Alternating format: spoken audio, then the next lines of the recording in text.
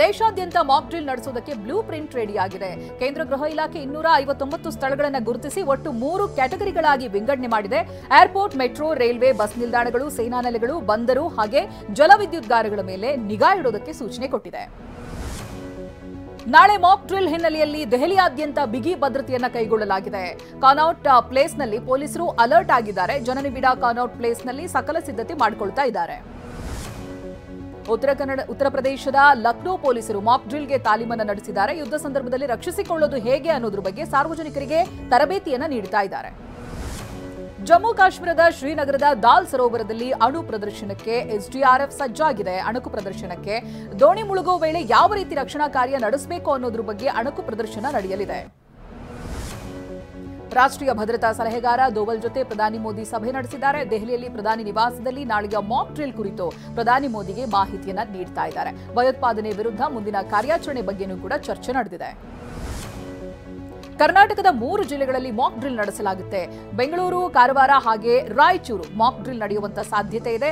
ಬೆಂಗಳೂರಿನಲ್ಲಿ ಎಲ್ಲೆಲ್ಲಿ Mach drill ಮಾಡಬೇಕು ಅನ್ನೋದ್ರ ಬಗ್ಗೆ 3 ಗಂಟೆಗೆ ಮಾಹಿತಿ ಸಿಗಲಿದೆ. ಬೆಂಗಳೂರಿನಲ್ಲಿ ಮಾಕ್ ಡ್ರಿಲ್ ಮಾಡೋ ಬಗ್ಗೆ ಡಿಜಿ ಕಚೇರಿಯಿಂದ ಸೂಚನೆಗಾಗಿ ಕಾಯ್ತಿದ್ದೀವಿ ಅಂತ ನಗರ ಪೊಲೀಸ್ ಆಯುಕ್ತ ಬಿ ದಯಾನಂದ್ ಹೇಳಿದ್ದಾರೆ. ಈ ಬಗ್ಗೆ ಮಾಧ್ಯಮದಲ್ಲಿ ಬಂದಿರೋದನ್ನ ನೋಡಿದ್ದೇವೆ, ಆದರೆ ನಮಗೆ ಡಿಜಿ ಕಚೇರಿಯಿಂದ ಸೂಚನೆ ಸಿಕ್ಕಿಲ್ಲ ಅಂತ ಹೇಳಿದ್ದಾರೆ. ಯುದ್ಧದ ಅನುಭವ ಇಲ್ಲದ ದೇಶದಲ್ಲಿ ಮಾಕ್ ಡ್ರಿಲ್ ನಡೆಯುತ್ತೆ ಅಂತ ಸಂಸದ ಸಂಜಯ್ ರಾವತ್ ವಿರೋಧವನ್ನು ವ್ಯಕ್ತಪಡಿಸಿದ್ದಾರೆ. 1971ರ ಯುದ್ಧದ ವೇಳೆ ಅಣುಕು ಪ್ರದರ್ಶನ ಮಾಡಲಾಗಿತ್ತು. 54 ವರ್ಷಗಳ ಹಿಂದೆ ಸರಿಯಾದ ಸಂವಹನ ಸಾಧನ ಇರಲಿಲ್ಲ. ಈಗ ಸಂವಹನ ಸಾಧನ ಬಳಸಿ ಜನರಿಗೆ ಮಾಹಿತಿ ನೀಡಬಹುದು ಅಂತ ಹೇಳಿದ್ದಾರೆ. ದೇಶದ ಹಿತರಕ್ಷಣೆಗಾಗಿ ಪ್ರಧಾನಿ ಜೊತೆ ನಾವಿದ್ದೀವಿ ಅಂತ ಬೆಂಗಳೂರಿನಲ್ಲಿ ಸಚಿವ ಪ್ರಿಯಾಂಕ್ ಖರ್ಗೆ ಹೇಳಿದ್ದಾರೆ. ಮೋದಿ ಏನೇ ತೀರ್ಮಾನ ತೆಗೆದುಕೊಂಡ್ರೂ ಸಮ್ಮತಿ ಇದೆ. ದೇಶದ ಘನತೆ ವಿಚಾರದಲ್ಲಿ ಯಾವುದೇ ರಾಜಿ ಇಲ್ಲ. ಆದರೆ ಜನರ ನಿರೀಕ್ಷೆಗೆ ತಕ್ಕಂತೆ ಸರ್ಕಾರ ನಡೆಯಬೇಕು ಅಂತ ಹೇಳಿದ್ದಾರೆ. ಕೇಂದ್ರ ಸರ್ಕಾರ ತೆಗೆದುಕೊಳ್ಳುವ ಎಲ್ಲಾ ನಿರ್ಣಯಗಳಿಗೆ ಬೆಂಬಲ ಇದೆ ಅಂತ ಸಚಿವ ಎಂಬಿ ಪಾಟೀಲ್ ಹೇಳಿದ್ದಾರೆ. ಬೆಂಗಳೂರಿನಲ್ಲಿ ಮಾತನಾಡಿದ ಎಂಬಿ ಪಾಟೀಲ್, ನಮ್ಮ ಜನರ ರಕ್ಷಣೆ, ದೇಶದ ರಕ್ಷಣೆಗೆ ಎಲ್ಲರ ಬೆಂಬಲ ಇದೆ. ದೇಶ ಮೊದಲು, ಪಕ್ಷ ನಂತರ ಅಂತ ಹೇಳಿದ್ದಾರೆ. ಪಾಕ್ ಪೋಷಕ ಉಗ್ರರಿಗೆ ತಕ್ಕ ಪಾಠ ಕಲಿಸಬೇಕಾಗಿದೆ ಅಂತ ಮಾಜಿ ಪ್ರಧಾನಿ ಎಚ್ ಡಿ ದೇವೇಗೌಡರು ಹೇಳಿದ್ದಾರೆ. ದೆಹಲಿಯಲ್ಲಿ ಸುದ್ದಿಗೋಷ್ಠಿ ನಡೆಸಿ ಮಾತನಾಡಿದ ಎಚ್ಡಿಡಿ, 1971ರ ಯುದ್ಧಕ್ಕೂ ಪ್ರಸ್ತುತ ಸಂದರ್ಭಕ್ಕೂ ವ್ಯತ್ಯಾಸ ಇದೆ. 71ರ ಸಮಯವನ್ನ ಈಗ ಹೋಲಿಕೆ ಮಾಡೋದಕ್ಕಾಗಲ್ಲ ಅಂತ ಹೇಳಿದ್ದಾರೆ. ಯುದ್ಧ ಮಾಡೋದಕ್ಕೆ ಪಾಕ್ಗೆ ಹೋಗೋದಕ್ಕೆ ಸಿದ್ಧ ಎಂದಿದ್ದ ಸಚಿವ ಜಮೀರ್ ಅಹಮದ್ ಖಾನ್ಗೆ ಸಿಟಿ ರವಿ ತಿರುಗೇಟನ್ನ ಕೊಟ್ಟಿದ್ದಾರೆ.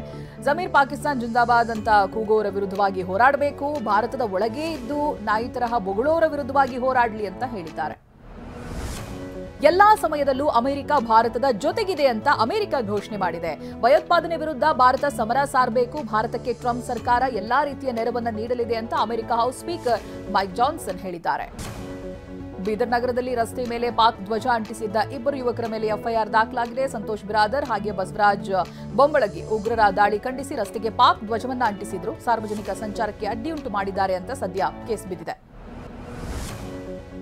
ಬೆಂಗಳೂರಿನಲ್ಲಿ ಡ್ರಗ್ಸ್ ಮಾರುತ್ತಾ ಇದ್ದಂತ ವಿದೇಶಿ ಪ್ರಜೆಯನ್ನ ಬಂಧಿಸಲಾಗಿದೆ. ಔಸು ಕಾಲಿನ್ಸ್ ಚನಿಯನ್ನ ಬಂಧಿಸಲಾಗಿದೆ.